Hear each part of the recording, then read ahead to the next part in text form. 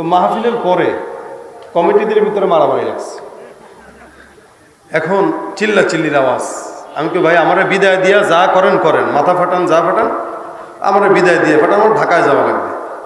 হুজুর একটা ঝামেলা হয়ে গেছে। মানে আপনাদের মতো করে তো আমি বলতে পারতেছি না, ঝামেলা হয়েছে। তো কি ঝামেলা? এখন একজন এসে কানে কানে বলে, হুজুর মাহফিলের কমিটির অর্ধেক যুবক সকালবেলা মাহফিলের টাকা দিয়ে ডাল খেতে গেছে। কি খাইতে গেছে? ডাইলটা কি মাদ্রাসার ডাইল নেই?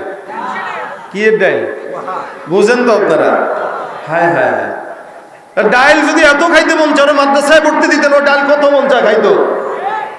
আমাদের এই সমাজের যুবকেরা ডাইল, পেন্সিল, ইয়াবা, মাদক এগুলো তো এখন বর্তমানে আসক্ত হয়ে যাচ্ছে। এই জন্য প্রত্যেকটা যুবককে বলি, যদি খাওয়া লাগে মাদ্রাসায় যায় ডাইল খায়েন, পানি ডাইল, এরপরে ওই লামসাম খায়েন না। ওগুলা খায় কোনো কাজ হয়? কাজ হয় কোনো? এক একটা পোলাপান 14 বছর 15 বছর বয়সে প্রেম পীড়িত শুরু করে, আর ছাকা খাইলে খায় ডাইল। আছে না নাই? এই হলো সমাজের পরিস্থিতি। এই জন্য আমাদের মনোহর ভাই বলছেন বেশি বেশি সন্তান নেওয়া। আমি আরেকটু বাড়ায় বলি, মানুষের যখন বয়স হয়ে যাবে সময় মতো বিয়ে দিয়ে দিবেন। যদি বিয়ে দেন, গাছের নিচে ইনশাল্লাহ আরেক বেটার মেয়ে নিয়ে বসবে না। জায়গায় জায়গায়, পাড়ায় পাড়ায়, গঞ্জে গ্রামে যেখানেই পার্ক পাইছে, বাস পোলাপান বয়স 14-15 বছর বসে গেছে ডেটিং মারতে। ডেটিং মারতে বসে গেছে। আপনি বলবেন কিছু, আপনারা উল্টা ধমক দিয়ে বলবেন এমনি লজ্জা নেই, আমি একটু পার্সোনাল কাজে আছে, আপনি আমার দিকে তাকান। দেখছেন সে আকাম করবে, ওইটা দেখলে ওইটা করতে লজ্জা নাই, কিন্তু আমি দেখলাম কেন আমার লজ্জা। এই হইল সমাজের হালত। এজন্য বিয়ে সময় মতো করাইলে জেনা ব্যভিচার কমবে, ঠিক না? যত তাড়াতাড়ি বিয়ে দিই, তাড়াতাড়ি বলতে সময় মতো বিয়ে দেন। আমাদের দেশের যুবকরা বিয়ে করে না এই নিয়তে যে বিয়ে করলে খাওয়াবো নাকি। কি খাওয়াবেন মানে? রিজিকের মালিক কে? আল্লাহ বলে কেউ যদি গরিব থাকে, সে যদি বিয়ে করে, আমি আল্লাহ পাক আমার দয়ায় তারে ধনী বানায় দেব। জোরে বলেন সুবহানাল্লাহ। ইয়াকুনু ফুকারা আয়ুগনিহিমুল্লাহু মিন ফাদলি। তোমরা বিয়ে দাও, কারণ কেউ যদি গরিব থাকে আল্লাহ পাকের রহমতে তাকে আল্লাহ পাক ধনী বানায় দেবেন। এরপরেও মানুষ জানে, এখন যদি হাতটা উঠাই কারা কারা বিয়ে করছেন দেখবেন অনেকেই নাই। আমি আজকে দেখব, আওয়াজটা পরীক্ষা করব। প্রথম অবস্থায় আপনাদেরকে তৈয়ার করি, 2 ভাগে ভাগ হবেন। আমি নারায়ে তাকবীর বলবো, আল্লাহু আকবার দিবেন, তবে আগে মুরব্বীরা, তারপরে জওয়ানেরা। এখন মুরব্বী কারা কারা যদি প্রশ্ন করেন, বলবো যারা বিয়ে করেছেন তারা মুরব্বী, ঠিক আছে? বিয়ে যারা করেছেন তারা কি? এমন কারা কারা বিয়ে করছেন আমার মতো হাত তুলেন। মুরব্বী কারা কারা আছেন? হ্যাঁ, হাত তুলছেন? আওয়াজ দিতে পারবেন ইনশাল্লাহ? নারায়ে তাকবীর। এখন চা দেখেন, যারা বিয়ে করছে কারা হাত তুলে নাই, তারা একটা বিয়ে করতে চায়। আওয়াজটা হয় নাই কিন্তু জোচ্ছই, আরেকবার দেন নারায়ে তাকবীর। পোলাপাইন কেন দিছে? কিছু কিছু পোলাপাইনও দেয়। ব্যাপারটা কি? এরা চিন্তা করে বাপে দেয় না তো আমি কি করবো, বাপেরটা আমি দেই। এখন অবিবাহিতরা হাত তুলো। হ্যাঁ, জোরে সরে, গলাটা একটু কেসে নাও তো, আরো জোরে। তোমাদের আওয়াজে মনে হচ্ছে তোমরা পারবে না। জবানটা খুলে নারায়ে তাকবীর, নারায়ে তাকবীর। কোরআন সুন্নাহর আলো। মাশাআল্লাহ। ঘরে ঘরে জ্বালার আগে দিলে জ্বালতে হবে। যার বিয়ে নাই তার ঈমান অর্ধেক কম, যার বিয়ে হইল তার ঈমান অর্ধেক পরিপূর্ণ হয়ে গেল। কতগুলা পোলাপান অবিবাহিত, অধিকাংশ পোলাপান আছে কিন্তু অনেকের আছে বয়স হয়েছে তো বিয়ে করে না। সময় মতো বিয়ে করবেন, রাজি আছেন? সময় মতো বিয়ে করবেন এবং সময় মতো সন্তান নেবেন। এখন বিয়ের পরে 5-7 বছর খালি হানিমুনে কাটাবেন, আর সন্তান 40 বছর বয়সে নিতে চাইবেন, সন্তান আর হবে না। এরপরে যাবেন মহাস্থান করে, বাবা গো একটা সন্তান দাও। আছে না নাই? গিরগিরি আর মাজার পূজা চলছে দেশটা জুড়িয়া, শিরকি আর ভণ্ডামিতে দেশটা গেছে ভরিয়া। গিরগিরি আর মাজার পূজা চলছে দেশটা জুড়িয়া, শিরকি আর ভণ্ডামিতে দেশটা গেছে ভরিয়া। গাজার কলকি টান মারিয়া, গাজার কলকি টান মারিয়া দেখায় খাজার শান। ওরা শিক্ষিত শয়তান, ওরা শিক্ষিত শয়তান, ওরা শিক্ষিত শয়তান। দুর্নীতির ওই আখড়ায় বসে, দুর্নীতির ওই আখড়ায় বসে জাহির করে জ্ঞান। কলম দিয়ে সাধুর ভান, ওরা শিক্ষিত শয়তান, ওরা শিক্ষিত শয়তান, ওরা শিক্ষিত শয়তান, ওরা শিক্ষিত শয়তান। আলেম নামে কত দেখো টাকার মোহে পড়িয়া স্বার্থের পিছে দৌড়াইতেছে কোরআন হাদিস ছাড়িয়া। আবার জিহাদ ছেড়ে কেউ বা ধরছে, জিহাদ ছেড়ে কেউ বা ধরছে দরবেশেরই ভান, ওরা ওরা শিক্ষিত শয়তান, হ্যাঁ শিক্ষিত শয়তান, ওরা আছে না নাই? বিয়ে সময় মতো না করে সন্তান না নিয়ে মাজার দরবারে গেলে লাভ আছে? আর আমাদের দেশের বন্ধুরাও আছে কিছু কিছু, সন্তান হবে না তো গেছেন বাবার কাছে, বাবার যে পিএস সুন্দর করে ডাক দিয়া বলবে আমাদের এখানে নিজাম আছে। বলে কি নিজাম? কারো যদি সন্তান না হয় বিবিকে 3 দিনের ইতিকাফে রেখে যেতে হয়। অসংখ্য জায়গায় এগুলো ভণ্ডামি চলে। এরা বুঝে না ব্যাককল, তুই সময় মতো সন্তান নেই, আল্লাহ যতগুলো দরকার ততগুলো দিবে। 40 বছর পার হয়ে গেছে, তোর কিছু আছে এখন, সন্তান কেমনে হবে? সবাই তো আর ইব্রাহিম পয়গম্বর না নাকি? এজন্য সময় মতো বিয়ে করবেন, সময় মতো সন্তান দিবেন। রাজি আছেন? এই মিয়া উম্মত বাড়ান। রাসূল বলেন তাজাওয়াজুল ওয়াদুদ ওয়াল ওয়ালুদ ফাইন্নী মুকাসিরুম বিকুমুল উমাম। সময় মতো সন্তান বেশি বেশি নিবা, এমন মেয়েকে বিয়ে করবা যার সন্তান বেশি ধারণ করার ক্ষমতা আছে। কেন? আমি আল্লাহ পাকের দরবারে উম্মত নিয়ে কিয়ামতের ময়দানে গর্ব করব। কাউন্সিলর সাহেব এখানে আছেন, উনার বিপরীতে যদি কেউ নির্বাচন করে, মনে করেন একজনের সরকারি দলের লোক হলো 500 জন, বেসরকারি দলের লোক হলো 200 জন। এখন দাপটটা কার থাকবে? যার 500 জন তার, ঠিক না? যে 500 জন যার সন্তান, অথবা 500 জন কর্মী যার, 150 জন কর্মীওয়ালা মানুষ যদি এসে কয় আমার লোকে খেলতে আইছেন, 500 জনওয়ালা বলবে বেটা রান এক পাশে ধরবো আর এক পাশে ধরবো, মুরগির মতো ছিনবো বেটা মাঝখান দিয়ে। কার লগে বেটাগিরি দেখাস? সন্তান যদি আপনার 10টা হয়, এলাকার ভিতরে আপনার উপরে আঙ্গুল দিলে কথা বলবে এরকম কেউ থাকবে না। কেন? আপনি বলবেন বেটা তুলি মারবো, সন্তান 10টা 10 দিক থেকে আসবে, পিঠায় হতায় তারপর চালবে। সন্তান আছে আপনার 3টা, একটা হলো কুলাঙ্গার, আরেকটা হলো লুলা, আরেকটা হলো বেয়াদব। একটা হুন্ডা অ্যাক্সিডেন্ট করতে গেছে ময়রা, আরেকটা শুনে না কথা, তা আপনি কারে নিয়ে সংসার চালাবেন? আর সন্তান যদি হয় 10টা, আমরা আগে বাপদাদাদেরকে দেখছি 9টা ভাই, 15টা ভাই, 20টা ভাই পর্যন্ত ছিল। 10 ভাই 9 ভাই, 10 ভাই 15 ভাই ছিল এরকম। এদের দাপট ছিল আলাদা এলাকায়, যে এই আমার সন্তান এতগুলা, তাকায় দেখ। এই মানুষের সঙ্গে লড়তে একটু হিসাব নিকাশ করা লাগবে।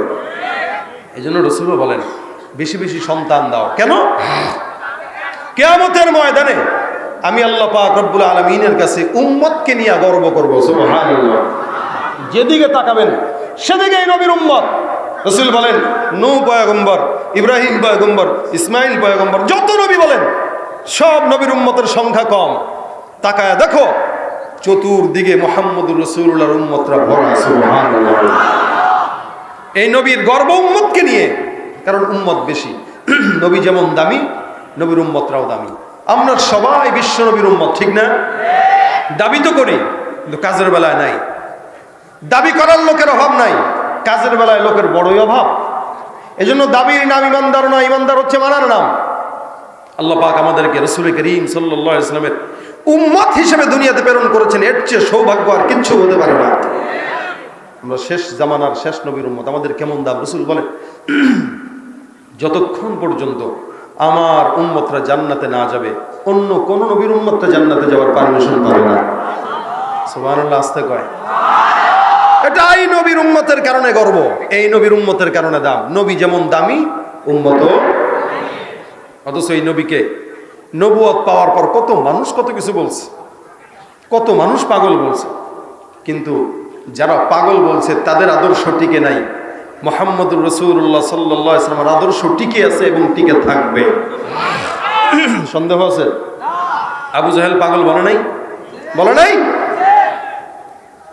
আল্লাহ পাক রব্বুল আলামিন বলেন আমি যখন মুহাম্মদুর রাসূলুল্লাহ সাল্লাল্লাহু আলাইহি ওয়াসাল্লামকে নবুয়ত দান করলাম, সারা দুনিয়ার জমিনে আমি একটা মাত্র পয়গম্বর শ্রেষ্ঠ নবী মুহাম্মদুর রাসূলুল্লাহ সাল্লাল্লাহু আলাইহি ওয়াসাল্লামকে প্রেরণ করলাম। অসংখ্য নবী রাসূলদের ভিতরে মুহাম্মদুর রাসূলুল্লাহ সাল্লাল্লাহু আলাইহি ওয়াসাল্লাম হলেন সর্বশ্রেষ্ঠ নবী। আসমানের নিচে জমিনের উপরে অসংখ্য নবী রাসূলুল্লাহ পাঠাইলেন, সমস্ত নবী রাসূলদের ভিতরে সর্বশ্রেষ্ঠ মুহাম্মদুর রাসূলুল্লাহ, যার কারণে আল্লাহ পাক রব্বুল আলামিন বলেন ওয়ামা আরসালনাকা ইল্লা রাহমাতাল লিল আলামিন। এই নবীকে আমি আল্লাহ পাক শুধু জমিনের মানুষের জন্য রহমত বানাই নাই। আসমানের দিকে যদি তাকাও, ওই আসমানের মালিক যদি হই আমি আল্লাহ, আসমানের নবী মুহাম্মদুর রাসূলুল্লাহ, জমিনের মালিক যদি হই আমি আল্লাহ, জমিনের নবী মুহাম্মদুর রাসূলুল্লাহ। আমি সারা দুনিয়ার জমিনে বান্দারা যত জায়গায় তাকাবা সব জায়গার রুবুবিয়্যাত যদি হয় আমি আল্লাহ। দুনিয়াতে তোমার যেদিকে নজর যায় সেদিকের রব আমি আল্লাহ। সারা জাহানের ভিতরে যত জায়গায় আমি আল্লাহ পাক রব্বুল আলামিনের মালাকিয়াত চলে, আমি রব্বুল আলামিন ঠিক তত জায়গায় মুহাম্মদুর রাসূলুল্লাহর নবুবিয়্যাত ছড়িয়ে দিলাম সুবহানাল্লাহ। যার কারণে দুনিয়ার জমিনে একটা ইহুদির জন্য নবী রহমত, খ্রিস্টানদের জন্য পয়গম্বর রহমত, আমার নবী গাছের জন্য রহমত, মাছের জন্য রহমত, চন্দ্রের জন্য রহমত, সমস্ত দুনিয়ার মানুষের জন্য রহমত, জিন্নাতের জন্য রহমত, আসমানের মেঘের জন্য রহমত। আল্লাহ পাক রব্বুল আলামিন বলেন রাহমাতুল লিল আলামিন, আল্লাহর রাসূল বলেন আনা নবিয়ুর রাহমা। আল্লাহ পাক সারা দুনিয়ার জমিনে আমি পয়গম্বরকে রহমতের নবী হিসেবে প্রেরণ করেছেন। রহমতের নবীকে যখন কেউ পাগল বলে এটা আল্লাহ পাকের দিলের ভিতরে লাগলো। আল্লাহ পাক যখন দেখলেন আমার নবীকে আবু জাহেল বলে পাগল, ওতবারা বলে পাগল, সাহেবারা বলে পাগল, মালিক ডাক দিয়া বলেন নুন ওয়াল কলামি ওয়া মা ইয়াসতুরুন মা আনতা বিনি'মাতি রাব্বিকা বিমাজনুন। আমি আল্লাহ পাক রব্বুল আলামিন বললাম হে পয়গম্বর, গোটা দুনিয়ার জমিনের ভিতরে আমি আল্লাহ পাক যখন সৃষ্টি করলাম আপনাকে, আবু জাহেল যখন রাস্তা দিয়ে হাঁটে আর বলে মাজনুন যায়, 40 বছর পর্যন্ত আবু জাহেল কিচ্ছু বলে না, এতদিন পর্যন্ত আল আমিন লকব দেয়। মাগার যখন নবুয়তি দাবি করলেন তখন আবু জাহেল বলে পাগল। এতদিন পর্যন্ত হুজুর বড় ভালো, মসজিদের ইমাম যত ভালো। কেন ভালো? এতদিন হুজুর যে অন্য কোনো কিছু বলে না, যখন দেখলো আমার দলের বিরুদ্ধে অথবা আমার বিরুদ্ধে কথা বলছে এখন আর হুজুরের মজা লাগে না। আবুল আহাব ওতবা সাহেবা যখন দেখলো কিনা আমাদের দলের বিরুদ্ধে বলে, মূর্তির বিরুদ্ধে বলে, আমাদের পূজার বিরুদ্ধে বলে, মোহাম্মদ আর ভালো না, মোহাম্মদ পাগল। আল্লাহ পাক ডাক দিয়া বলে তোদের এত বড় সাহস আমার পয়গম্বরকে পাগল বলো। আমি আল্লাহ পাক রব্বুল আলামিন ঘোষণা করলাম, কসম খেয়ে ঘোষণা করলাম, অন্যান্য সময় আল্লাহ পাক রব্বুল আলামিন একটা জিনিসের কসম খায়।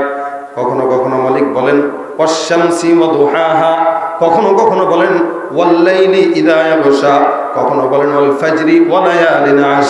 অর্থাৎ এক এক সময় এক একটা জিনিসের কসম রব্বুল আলামিন খান। এই জায়গায় আল্লাহ পাক বলেন নুনুল কলামি ওয়া মা ইয়াসতুরুন। সারা দুনিয়া যখন সৃষ্টি হয় নাই 50,000 বছর আগে আল্লাহ পাক রব্বুল আলামিন একটা কলম সৃষ্টি করেন। ইন্না আউওয়ালা মা খালাকাল্লাহুল কলামা সুম্মা ক্বালা লাহু উকতুব ফাজারাতি ফি তিলকাস সাআতি কাইনুন ইলা ইয়াউমিল কিয়ামা। আসমান যখন সৃষ্টি হয় নাই আল্লাহ পাক রব্বুল আলামিন একটা কলম সৃষ্টি করলেন। কলমকে ডাক দেয়া বললেন কলম লেখো। কলম এখন আল্লাহ পাক রব্বুল আলামিনের অনুমতি সাপেক্ষে নিজাম তৈরি শুরু করে দিলেন। আপনারা মাহফিল করছেন পোস্টারের ভিতরে, সর্বপ্রথম আগে কলম দিয়া খসড়া লিপিবদ্ধ করেছেন, তারপরে কম্পিউটারে প্রিন্ট করেছেন, তারপরে ওই নিজাম অনুযায়ী এই মাহফিলটা পরিচালনা করছেন। আল্লাহ পাক দুনিয়া সৃষ্টি করার আগে সুন্দর করে নিজাম দ্বারা করায় দিলেন। কলমকে দিয়া বলে কলম তুমি লেখো আসমান কতটা হবে, জমিন কতটা হবে, পাহাড় কতটা হবে, সমুদ্র কতটা হবে, সব কিছু আমি রব্বুল আলামিন তোমাকে অনুমতি দিয়া দিলাম, তুমি লেখো। আল্লাহ পাক যখন বললেন রেখে দিলেন কলম। মানুষ তো মনে করতে পারে এটা মনে হয় কল্পকাহিনী। আল্লাহ বলেন না না, কল্পকাহিনী নয়। আমি আল্লাহ বান্দা যেন বিশ্বাস করে তার কারণে একটা সূরাই নাজিল করে দিলাম, সূরাতুল কলম। এই সূরাটার নামই হলো কলম। আল্লাহ পাক রব্বুল আলামিন বলেন নুন ওয়াল কলামি ওয়া মা ইয়াসতুরুন। আমি আল্লাহ বললাম কলমের কসম।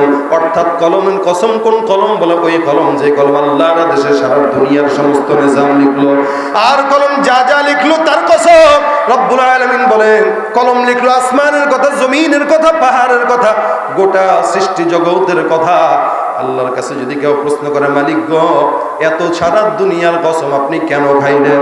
আল্লাহ বলেন, যেহেতু বিষয়টা অনেক বড়, যার কারণে আমার কসমের বিষয়টাও অনেক বড়। ইহুদি খ্রিস্টান নাসরা বেঈমানরা আমার পয়গম্বরকে বলে পাগল। আমি আল্লাহ পাক চিন্তা করলাম, যেহেতু পাগল বলে, এই কারণে কসমটাও সারা দুনিয়া নিয়েই খাওয়া লাগবে। আমি আল্লাহ পাক সারা দুনিয়ার কসম খায় একটা কথা পয়গম্বর আপনারা জানাই দিলাম, মা আনতা বিনিআমাতি রাব্বিকা বিমাজনুন। আল্লাহু আকবার। আল্লাহ পাক রব্বুল আলামিন বলেন, আমি আল্লাহ কসম খায় বললাম, পয়গম্বর আপনি আপনার রবের দয়ায় পাগল না। যারা আপনাকে পাগল বলে তারা পাগল, তাদের বাপ দাদা 14 গোষ্ঠী পাগল। আবু জাহেল বলে পাগল, তার মানে আবু জাহেল পাগল, আবু জাহেলের বাপ দাদা 14 গোষ্ঠী পাগল। আল্লাহ পাক বলেন, যারা আপনাকে নিভায় দিতে চায়, আমি আল্লাহ পাক রব্বুল আলামিন ইসলামের আলোটা কোনোদিন নিভতে দিব না।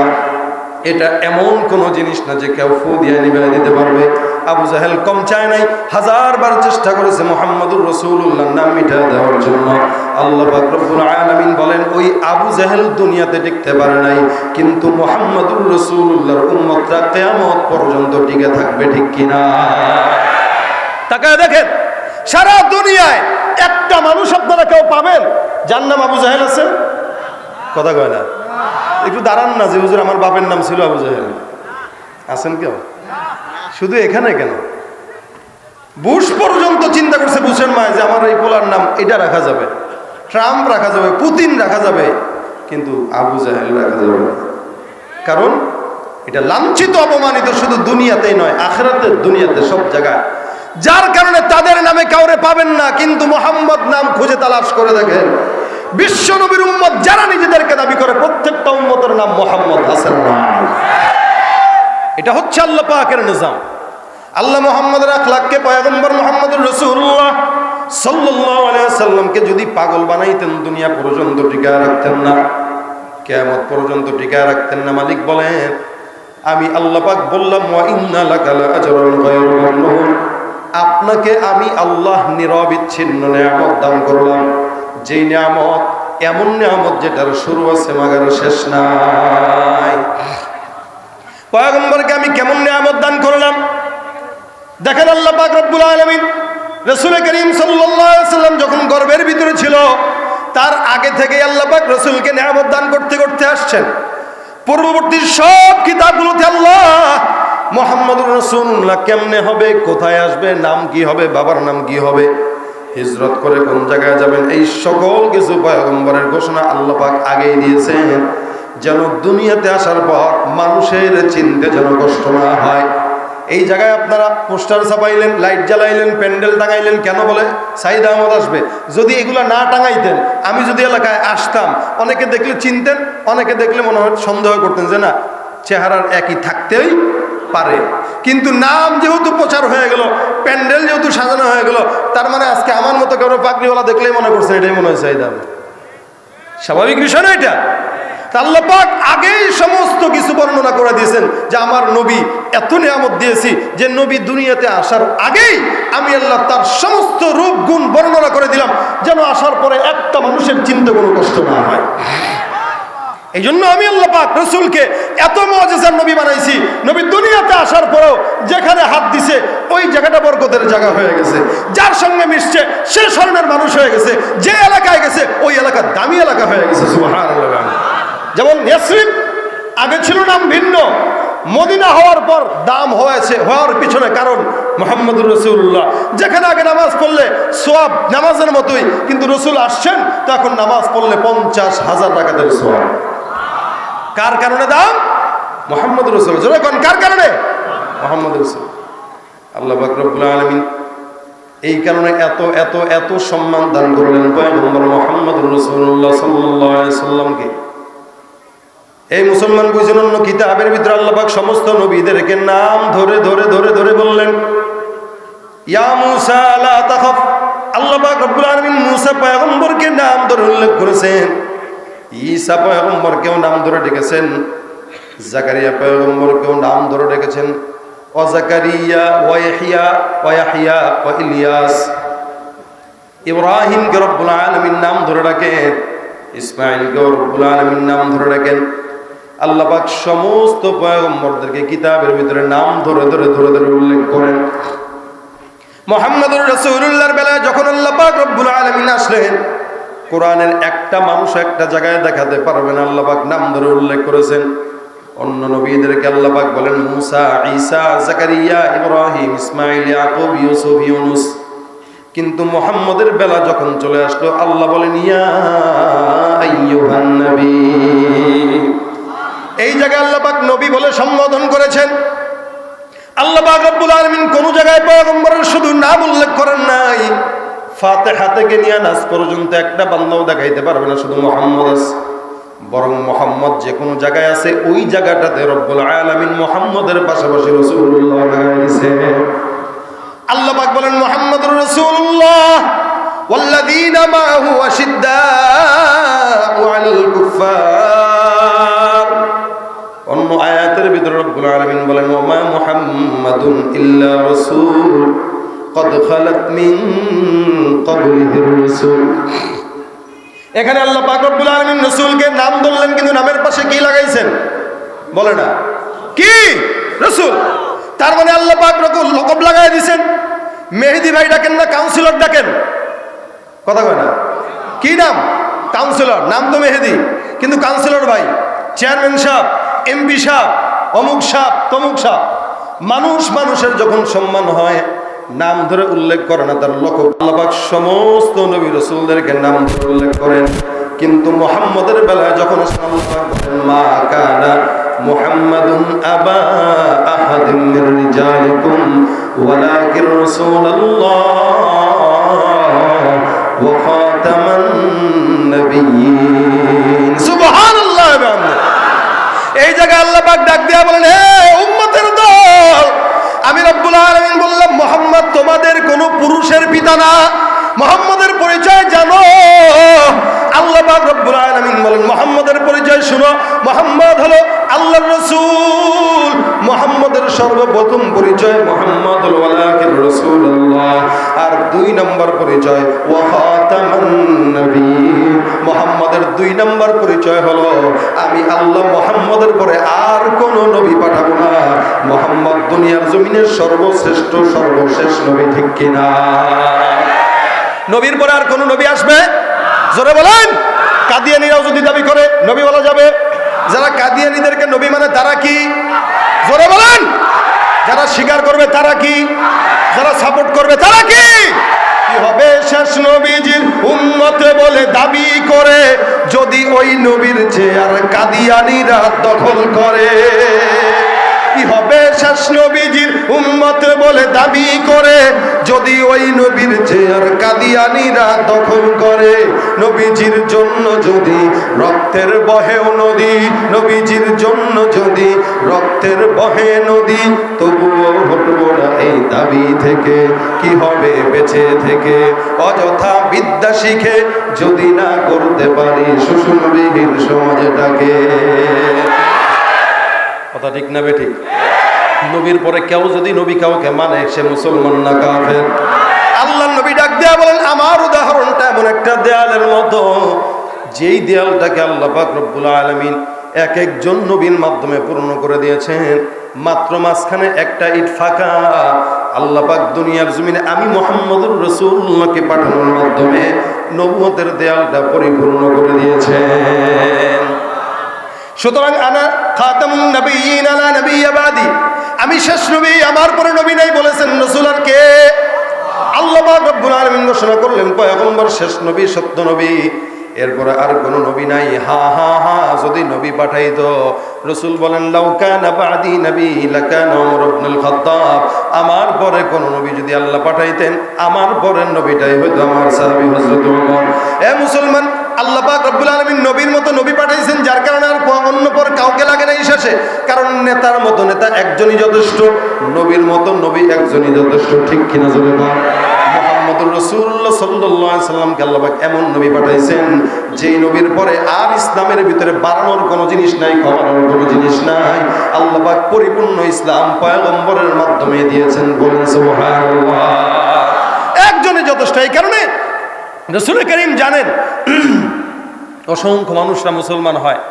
তা মুসলমানের মতো মুসলমান একজন যদি হয় একটু আল্লাহ আমার সুবিধা হয়, কারণ আল্লাহ নবীও দোয়া করেন আল্লাহর কাছে, আল্লাহ নেতার মতো একজন নেতা একটু আমারে দিয়ে দাও, বলে কারে চাও?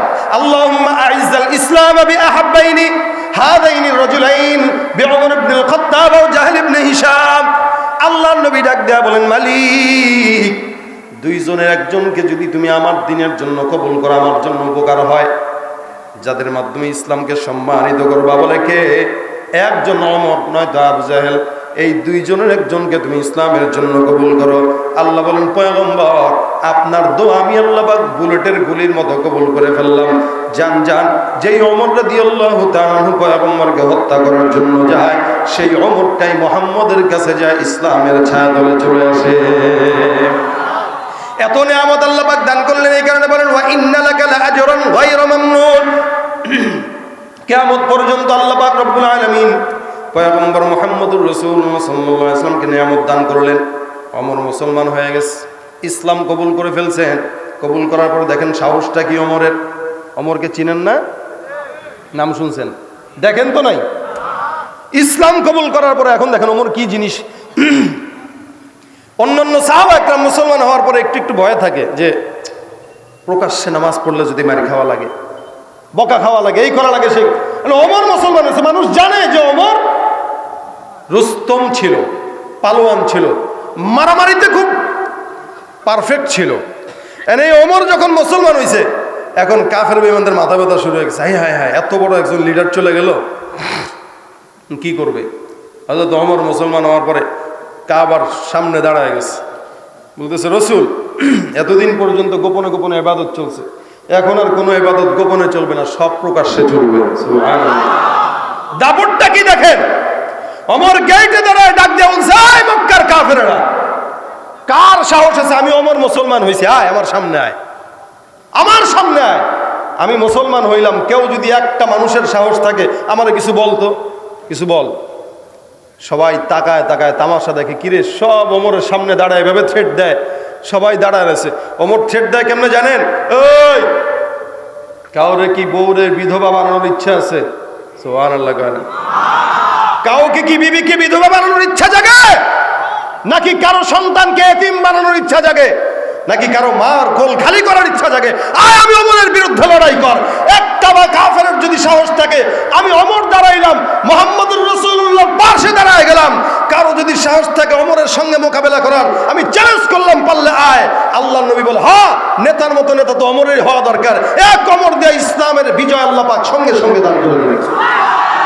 এজন্য বেশি মানুষ দরকার নাই। এলাকার ভিতরে 10 জন যুবক 20 জন যুবক যদি একসঙ্গে হয়ে যায়, একটু খালি পাগড়িটা মাথায় দিয়া, কলেজে পড়েন ভার্সিটিতে পড়েন কোনো সমস্যা নাই, এলাকার নেতৃস্থানীয় লোকদেরকে সাথে নিয়ে যদি বলেন এই এলাকায় কোনো দুর্নীতি চলবে না, সন্ত্রাসী চলবে না, মাদক চলবে না, কোনো গুনাহের গান বাজনার আড্ডাখানা চলবে না, বেশি দরকার নাই।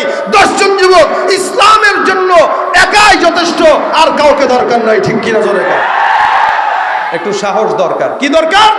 সাহস। ওমরের মতো সাহস নেই। সাহাবা একরামদের এটা হাল ছিল। আর আমাদের হাল জিহাদ জিহাদ জিহাদ চাই, পুলিশের পিঠা দেখলে আর নাই, কথা কয় না। এটা হলো আমাদের সাহস, মঞ্চেই পারি, এখানেই পারি। আর তাদের অবস্থা ছিল, ইযহাব আনতা ওয়া রাব্বুকা ফাকাতিলা ইন্না মাআকুমা জাহিদুন। বনি ইসরাঈল লোকরা বলতো, ইযহাব আনতা ওয়া রাব্বুকা ফাকাতিলা ইন্না হাহুনা কাঈদুন। নবী আপনি যান, জিহাদ করেন, আপনার আল্লাহ তো আছে, আমরা এখানে বসে আছি, দোয়া করুন মনে, বুঝছেন না? আর রাসূলের সাহাবা একরাম বলতো, রাসূল আপনি যান, ইযহাব আনতা ওয়া রাব্বুকা ফাকাতিলা, আপনি আপনার রব যুদ্ধ করেন, কোনো সমস্যা নাই। ইন্না হাহুনা কাঈদুন না বলে তারা বলতো ইন্না মাআকুমা জাহিদুন। রাসূল পেরেশানির কোনো কারণ নাই, আপনার ডানে বায়ে সামনে পিছনে লড়াইয়ের জন্য, রাসূলের সম্মান রক্ষার জন্য, দ্বীন ইসলাম কায়েমের জন্য যখন ডাক দিবেন রাসূল, আপনার সঙ্গে আমরা তৈয়ার হয়ে যাব। আমরাও সেই সাহাবা একরামদের সঙ্গে তাল মিলিয়ে এই কথা বলতে চাই, কোরআন সুন্নাহ বাস্তবায়নের জন্য কে আওয়ামী লীগ, কে বিএনপি, কে জাতীয় পার্টি, এটা দেখার সময় নাই। আমাদের মালিক কয়জন? নবী কয়জন? এক আল্লাহর জন্য, এক নবীর জন্য। যখন উলামা একরাম ডাক দিবে এই বুকের তাজা রক্ত দিয়ে রাসূলের দ্বীন রক্ষার জন্য লড়াই করতে কারা কারা তৈয়ার থাকবেন ইনশাআল্লাহ জবান খুলে আওয়াজ দেন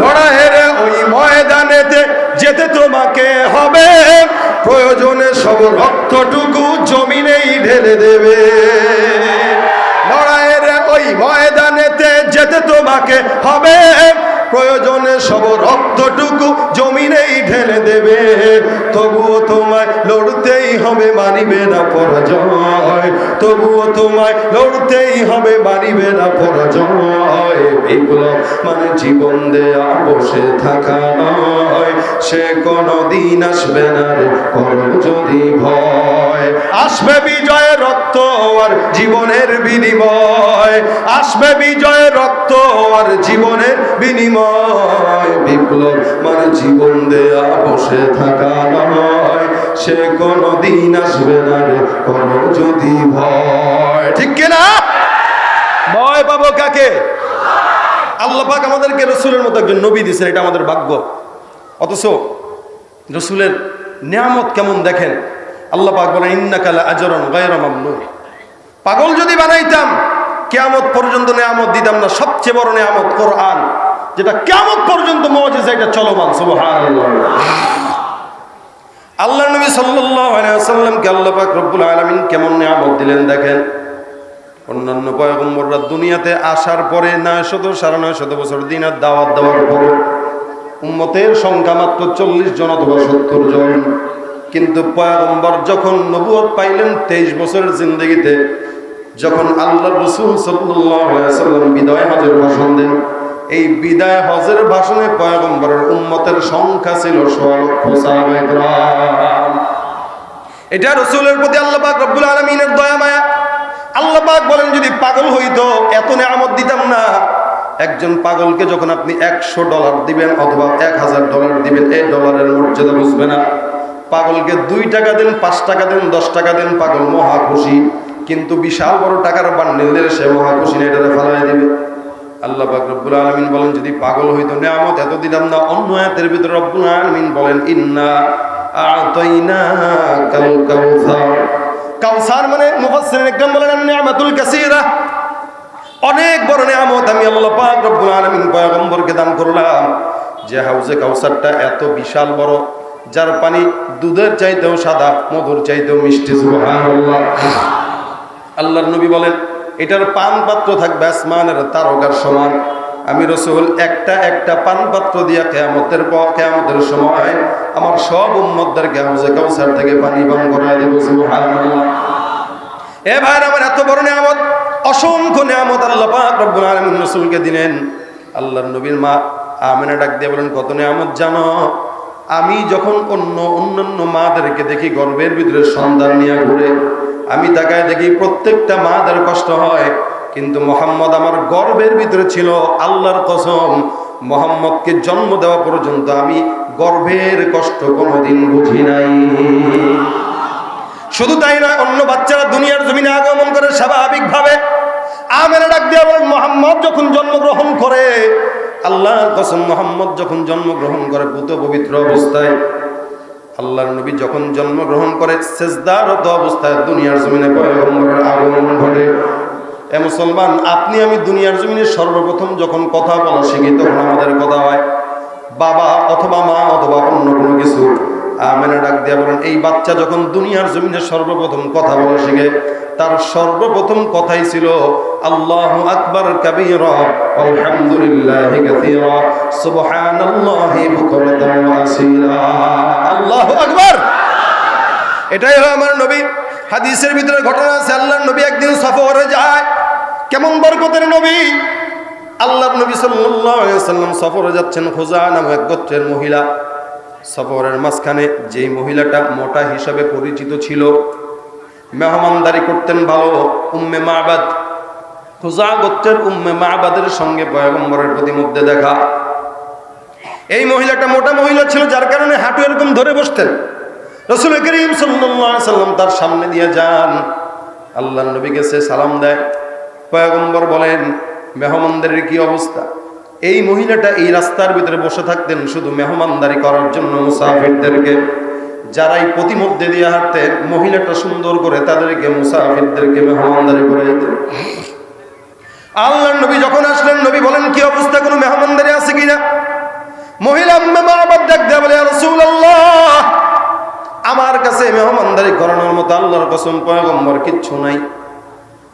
ছাগলগুলো যেগুলো ছিল দূরে দূরান্তে, এদেরকে পাঠায় দিলাম খাবার জন্য, ঘাস খাবার জন্য পাঠায় দিলাম মরুভূমির ভিতরে।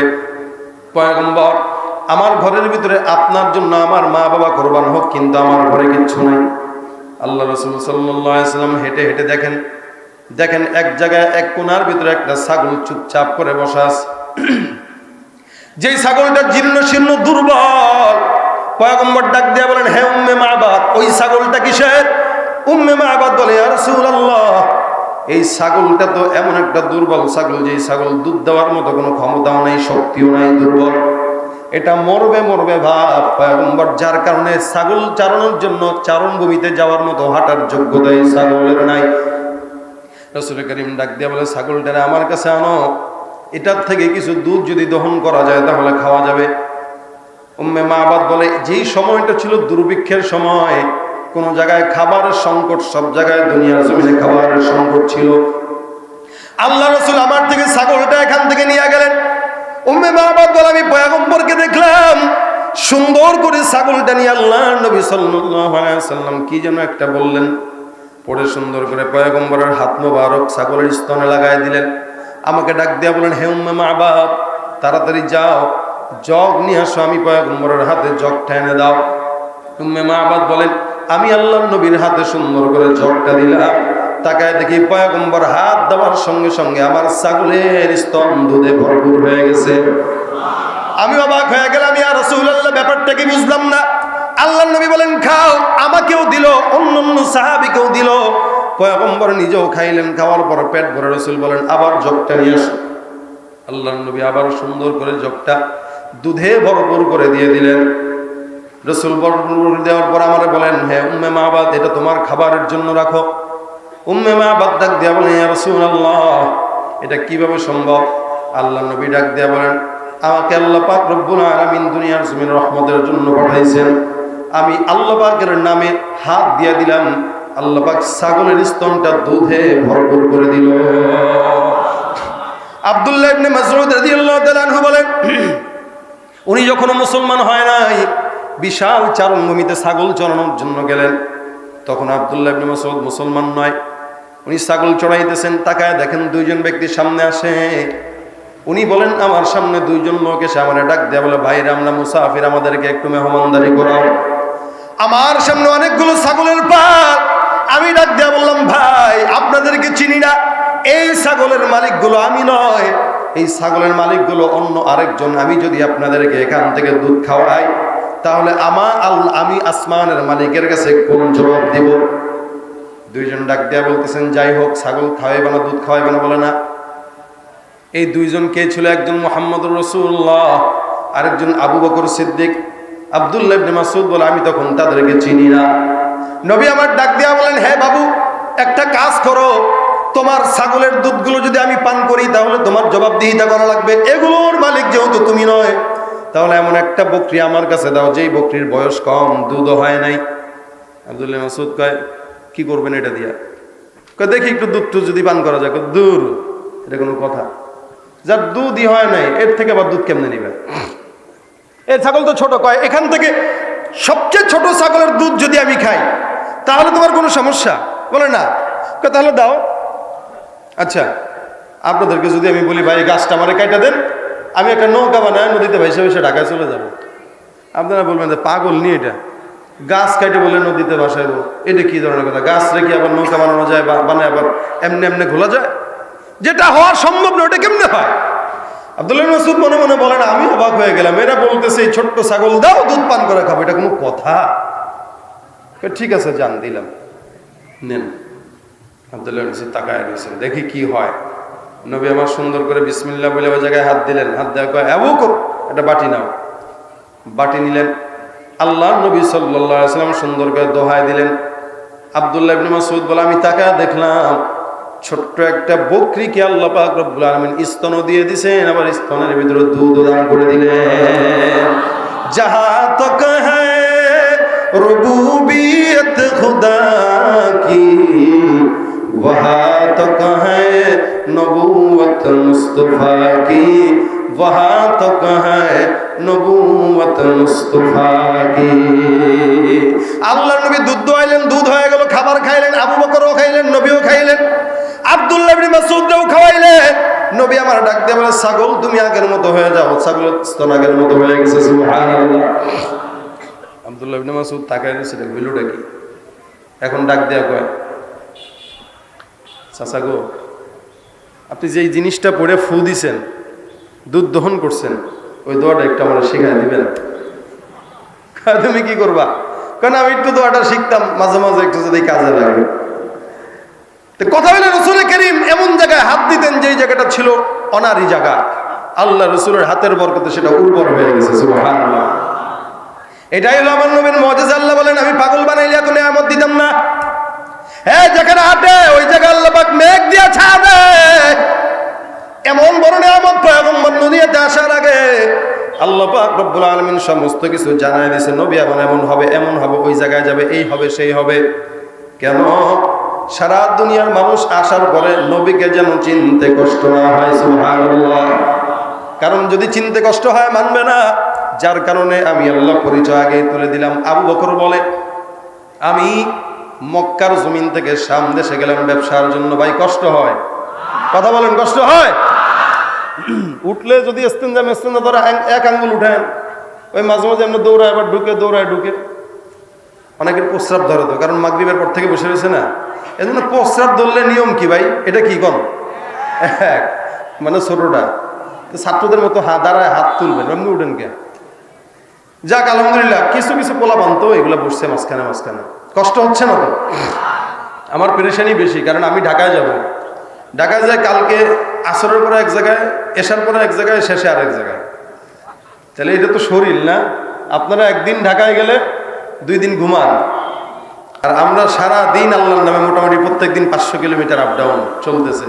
আমার তো গাড়ির এক্সপায়ার চাকা আছে, গলার তো আর এক্সপায়ার চাকা নাই যে একটা খুইলা রেখে আসলাম, ওয়াশিং মেশিনে দিলাম আর একটা লাগাই আনলাম, নাকি? কথা কয় না? আপনাদের কষ্ট হয়? সজাগ আছেন? একটু হাতটা উঠান সামনে থেকে, নাড়াচাড়া দেন, নারায়ে তাকবীর। এই যে ঘটনা শুনবো, মজার ঘটনা শুনেন। আবু বকর বলে, আমি শামে গেলাম ব্যবসার জন্য। কিসের জন্য? রাত্রিবেলা ঘুমাইলাম, ঘুমের ভিতরে স্বপ্ন দেখি আসমানের থেকে একটা পূর্ণিমার চাঁদ আমার কোলে হাজির হয়ে গেছে। কালকে কয়েন সুবহানাল্লাহ, আসমানের পূর্ণিমার চাঁদ আবু বকরের কোলে হাজির। বোঝা যায় না স্বপ্নটা কিছুটা ভালো? কথা কয় না? বোঝা যায় না স্বপ্নটা কিছুটা? আপনি কি স্বপ্ন দেখেন মিয়া? আপনি তো স্বপ্ন দেখেন হলে আরেক বেটার বেডি, অথবা বাদাম চাবান, বাদাম খায়, যারা বাদাম বিক্রি করে, ও রাত্রেবেলা স্বপ্নে বউরে কয়, বাদাম বাদাম বাদাম, বউ হে দুমনে খোঁজ বসে সারাদিন বাদাম বসে, আর রাত্রে বাদাম। আর বাসের হেল্পার যদি হয়, ওস্তাদ ডাইনে প্লাস্টিক। যে যেই স্বপ্ন দেখে, যে চিন্তা করে, সে সেই স্বপ্ন দেখে। স্বপ্ন 3 প্রকার। একটা হইলো নিজের চিন্তা থেকে দেখে, আরেকটা হইলো আল্লাহ পাক দেখা, আরেকটা হইলো শয়তান দেখায়। আবু বকর সিদ্দিক রাদিয়াল্লাহু তাআলা স্বপ্ন দেখছেন, আসমানের কি আসছে? কয় না, চাঁদ আসছে। চাঁদ যে আসছে, আবু বকরের কাছে মনে হয়েছে, এই কখনো কখনো দেখবেন, আপনি যদি কিছু স্বপ্ন দেখেন, আপনার দিল সায় দিবে যে আপনি স্বপ্নটা ভালো দেখছেন, ঠিক না? কোনো কাজ যদি করেন, কাজটা আপনার দিল সায় দিবে যে আপনি ভালো কাজ করছেন, ঠিক না? আবু বকর দিল একটু সায় দিছে যে আল্লাহ, যে স্বপ্নটা দেখছিলাম মনে হচ্ছে স্বপ্নটা কি। দৌড় দিয়ে পাদ্রীর কাছে গেছে, যাওয়ার পরে ডাক দিয়ে বলতেছে, পাদ্রী, স্বপ্ন একটা দেখলাম, মনে হইলো ভালো। বলে, কি স্বপ্ন? আসমান থেকে পূর্ণিমার চাঁদ আমি আবু বকরের কোলে এসে হাজির হয়ে গেছে। স্বপ্নের ব্যাখ্যা তাদের। পাদ্রী ডাক দেয়া বলে, নাম কি? বলে, আবু বকর। বাড়ি কই? গেল মক্কা। মক্কায় বাড়ি? হ্যাঁ। আবু বকর? বলে, হ্যাঁ। মিলেই তো গেছে। কি মিলছে? সব মিলে গেছে, সুবহানাল্লাহ। সব মিলে গেছে। আবু বকর ডাক দিয়ে বলে কাহিনী বাদ দেন মিয়া, তাড়াতাড়ি ব্যাখ্যা বলেন। তোর চামটা কপাল, বড় চাম কপাল, রাজকীয় কপাল, দুনিয়ার জমিনে নিয়ে আসছো। আরে ভাই মুহে মুসিবত, তুমি ব্যাখ্যাটা দেন না। পাদ্রী ডাক দেয়া বলতেছে ইন্নাহু সায়ুবাতু ফীকুম নাবিয়্যু আখিরিজ জামান তাকুনু ওয়াজিরান ফি হায়াতিহি ওয়া খলিফাতান বা'দা মামাতিহি। আল্লাহু আকবার। আবু বকর স্বপ্ন যেটা দেখলাম বড় দামি স্বপ্ন। কি স্বপ্ন? স্বপ্নটা হইল অচিরে মক্কার জমিনে শেষ জামানার নবী মুহাম্মদুর রাসূলুল্লাহ আসবে। আস্তে কয় সুবহানাল্লাহ। মক্কার জমিনে কে আসবে? শেষ জামানার পয়গম্বর মুহাম্মদুর রাসূলুল্লাহ সাল্লাল্লাহু আলাইহি ওয়াসাল্লাম আসবে দুনিয়ার জমিনে। ওই নবী বেঁচে থাকা অবস্থায় তুমি আবু বকর তার সাহাবী হইবা। তাকুনু ওয়াজিরা ফি হায়াতিহি, ওই নবী বেঁচে থাকা অবস্থায় তুমি তার সাহাবী হইবা। নবী যদি ইন্তেকাল করে, ওই নবীর ইন্তেকালের পরে ইসলামের সর্বপ্রথম খলিফাও তুমি আবু বকর হবা। আল্লাহু আকবার। দেখেন কত বড় স্বপ্ন। আবু বকর ডাক দেয়া বলে আল্লাহর কসম এই স্বপ্ন আমি কাউকে বলবো না। না, খবরদার, বলা যাবে না। স্বপ্নটা এটা সিক্রেট, একদম গোপন রাখবা, বউরেও কইবে না, কারণ মহিলা মানুষ পেট পাতলা, ঠিক না? আর কইলাম না, ওদিকে সময় কম। আবু বকর সিদ্দিক বলে আমি মক্কায় চলে গেলাম। যাওয়ার পর মক্কায় বসার সময় সব তাকায় দেখলাম আবু জাহেল, উতবা, সাইবা সবগুলো সামনে বসা, সব লিডারগুলা। শুনেন মক্কার কি অবস্থা, ভালো না খারাপ? পাত দিয়ে আবু বকরের কথা শোনার পর আবু জাহেল, উতবা, সাইবা বলতেছে মক্কার সব অবস্থা ভালো, তবে একটা খারাপ অবস্থা, একটা খারাপ বর্ণনা আছে। কি? আমাদের ভাতিজা আছে না? বলে কে? আরে আব্দুল্লাহর পুত্র। দেখেন এমন ভাব ধরছে মনে নামও জানে না। মানুষ যখন মানুষের উপর রাগ হয় তখন নাম নিতে চায় না। আরে কি জানি নাম, চিনেন নাম? দুধ চিনি, না চিনলেও কি, তো বাপসাপ আছে না। হ্যাঁ কি জানি, ওই যে ভাতিজা, এরে বলে আল্লাহ পাক নবী বানাইছে। আল্লাহর কি খায় দেয় কাম নাই, তারে নবী বানাবে? আমি আবু জাহেল আছি, আমার টাকা আছে, ক্ষমতা আছে, আমি এলাকার লিডার, নবী যদি বানাইতে আমার এটা বানাবে, ওরে কেন আমার নবী বানাবে? কোনো কথা? এটা হলো আবু জাহেলের সমস্যা এই জায়গায়। হে মনে করছে টাকা দিয়ে মনে হয় নবুয়তি পাওয়া যায়। এই মিয়া কম তো, টাকা দিয়া এই দেশে নমিনেশন কিনা যায়, নবুয়তি কিনা যাবে না। টাকা দিয়া নমিনেশন পাওয়া যায়, ইমামতি পাওয়া যায় না। এলাকার একজন যদি বলে মসজিদের সভাপতি আমি হয়েছি, 10 লাখ টাকা দিব মাসে আমার বেতন, আমার ইমাম রেখে দেন, দাড়ি নাই, কিচ্ছু নাই, সিগারেট টানে, গাঞ্জা খায়, বানাইবেন? কথা কয় না। আমার দিল বলে আপনারা বানাইবেন, কারণ টাকা দরকার, মসজিদ পাকা দরকার। কিন্তু ইমাম যদি বলে হুজুর চাকরি করেন, ইমাম যদি বলে আমার 50,000 দেওয়া লাগবে, 50,000 টাকা দিয়েই তার ইমাম রাখবেন।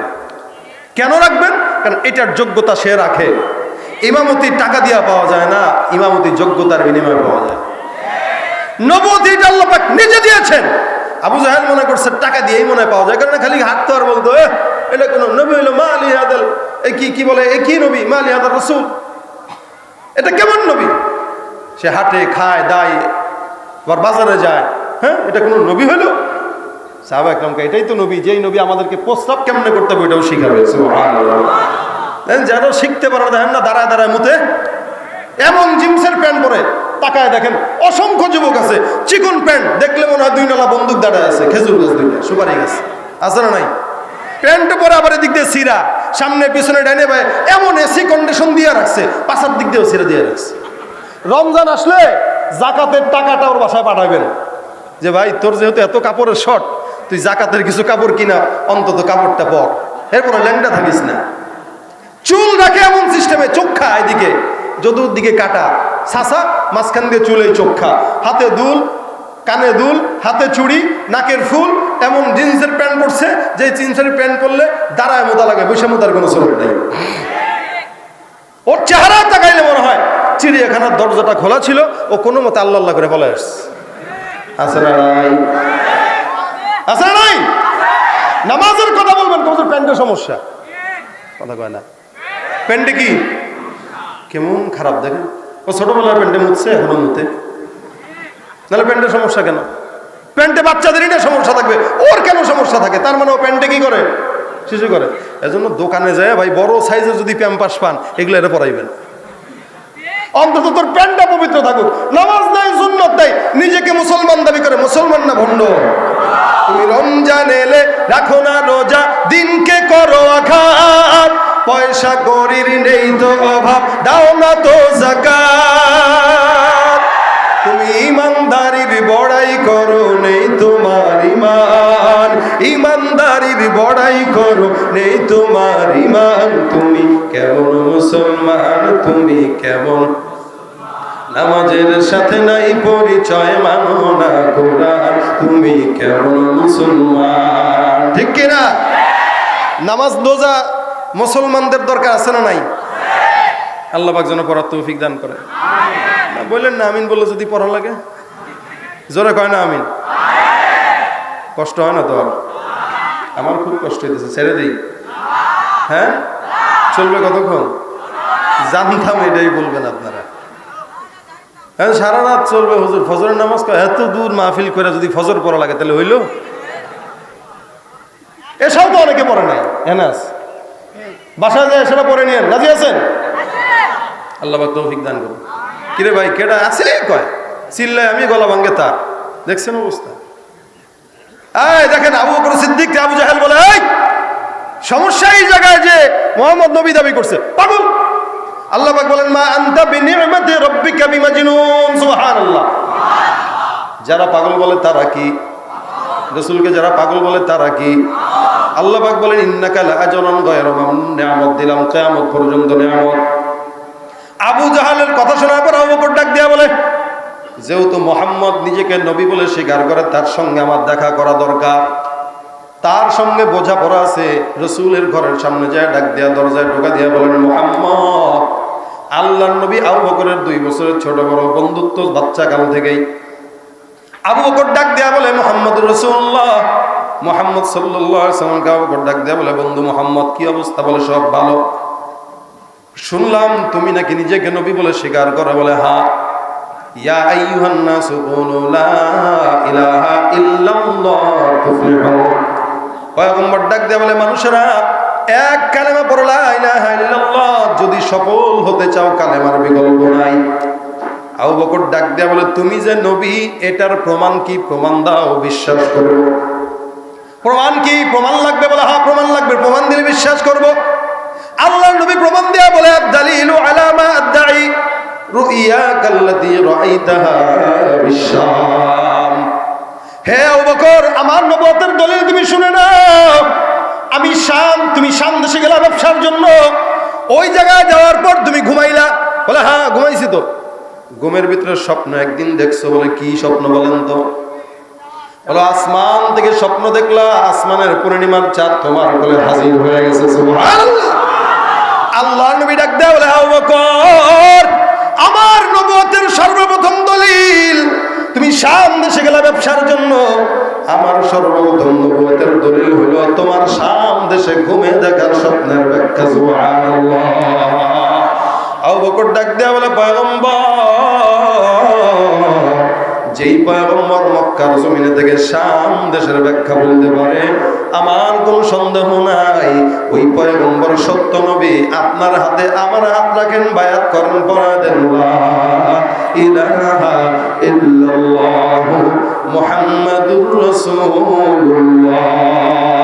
तकबीर में कलमा में नमाजों में अदा में, तकबीर में कलमा में नमाजों में अदा में, ऐ नाम इलाही से मिला नाम मोहम्मद, ऐ नाम इलाही से मिला नाम मोहम्मद। सुबहानल्लाह व बिहम्दिही।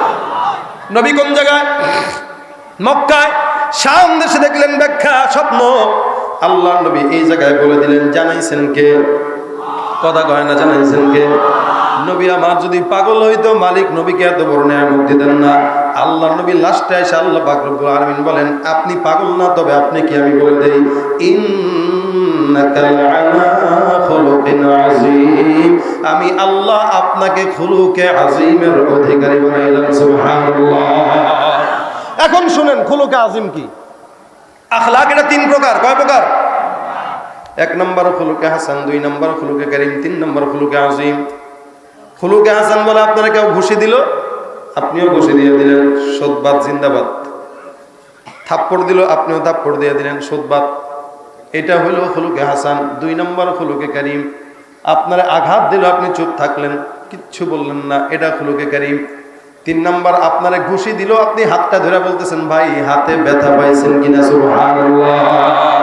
আল্লাহ বলেন আমি আপনারা এই খুলুকে আযীমের অধিকারী বানাইলাম, আপনারা মারলো আপনি কিছু বলেন নাই, যার কারণে তায়েফবাসীর এত কষ্ট দেওয়ার পরও আল্লাহ পাক যখন বলছে আমি কোন মনি ধ্বংস, বলেন ধ্বংস করে লাভ কি, এরাই তো আপনারা আল্লাহ ডাকবে, এরাই তো আমার নবী ডাকবে, এরা মারে ফেললে এরা ডাকবে কোত্থেকে, বুঝে না, ও আল্লাহ আপনি হেদায়েত দিয়ে দেন, সুবহানাল্লাহ। এটা হচ্ছে রাসূল। রাসূলকে আঘাত দিছে তো রাসূল পিঠ পেতে দিছেন। এই খুলুকে আযীমের অধিকারী নবীর উম্মত আমরা বুঝতে হবে তাহলে আমাদের আখলাকটা কেমন দরকার। আমাদের আখলাক, যুবকদের অবস্থা এরকম, কেউ যদি একটু এদিক সেদিক করে 1 টাকার জন্য একজনকে হত্যা করে, 1 টাকার জন্য একটু গন্ডগোল, কিছুই না, সাইড দেয় নাই কেন, হুন্ডা চালাইতেছে, হরেন দিছে কেন, সাইড দেয় নাই, বাস একজনকে মেরে ফেলতেছে। এটা হলো আমাদের আখলাক। তাহলে কি নিয়ে যাবেন? এই জন্য মুসলমান পয়গম্বরের আখলাক দেখেন আল্লাহ পাক কত জরুরি বানায় দিলেন। রব্বুল আলামিন বলেন লাকাদ কানা লাকুম ফি রাসূলিল্লাহ উসওয়াতুন হাসানা, তোমাদের জন্য পয়গম্বরের ভিতর দিয়া দিলাম উত্তম আদর্শ, যারা মানবে কামিয়াব, যারা মানবে তারা না কামিয়াব। এ মুসলমান, রাসূল বলেন লা ইউমিনু আহাদুকুম হাত্তা ইয়াকুনা হাওয়াহু তাবাআন লিমা জিতু বি, ততক্ষণ মুমিন নয় যতক্ষণ পর্যন্ত